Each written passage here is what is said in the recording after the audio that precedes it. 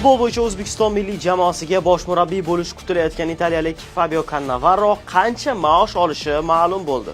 O'zbekistondagi 1 yillik faoliyati uchun Cannavaro va uning yordamchilari birgalikda 4 million yevro atrofida pul ishlab topadi. Bu haqda Sport Express xabar berdi. Ma'lumotlarga ko'ra, Cannavaroga 1+4, ya'ni 4 yilga uzaytirish imkoniyati bilan 1 yillik shartnoma taklif qilingan. Cannavaro bu shartnoma orqali milliy jamoa bosh murabbiylari orasida eng ko'p maosh oluvchilar top 4 taligiga kiradi. Transfer Market ma'lumotlariga tayanadigan bo'lsak, Cannavarodan faqat 3 nafar murabbiy ko'proq maosh oladi.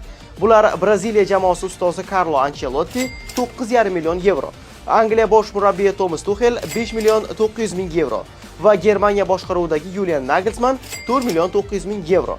Portugaliyani boshqarayotgan Roberto Martinezning maoshi esa Cannavaro va uning yordamchilari oladigan maosh bilan teng bo'ladi. So'nggi xabarlarga ko'ra, Cannavaroning O'zbekiston milliy jamoasi bosh murabbiyiga aylanish haqida kelayotgan haftaning boshida e'lon qilinishi mumkin.